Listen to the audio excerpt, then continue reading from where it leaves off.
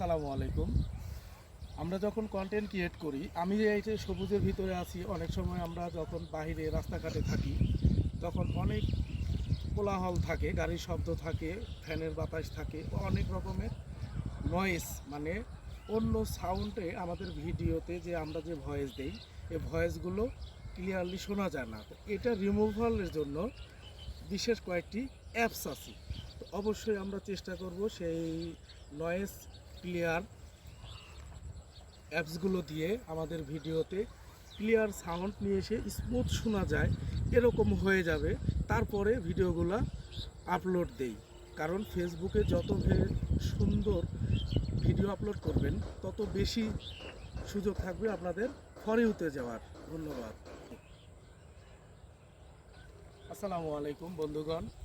আমাদের প্রোফাইলে যারা নতুন এসেছি তাদের একটা বিশাল সমস্যা, সেটা হচ্ছে আমরা জানি না যে আমাদের প্রোফাইলটা ইস্যু মুক্ত আছে কিনা বা কোনো রিপোর্ট আছে কিনা।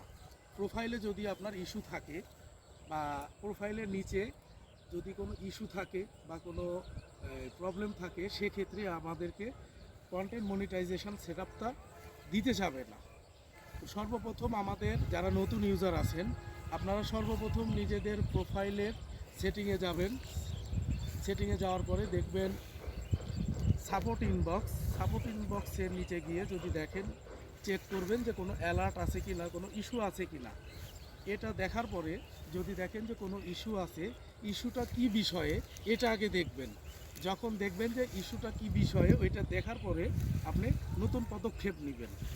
পদক্ষেপটা কি?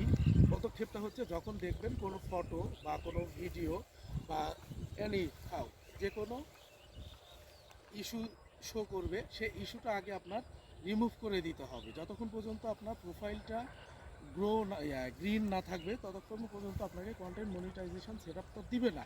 তো সর্বপ্রথম আপনারা সবাই বলি যে আগে আমি আর্নিং করব, আমাকে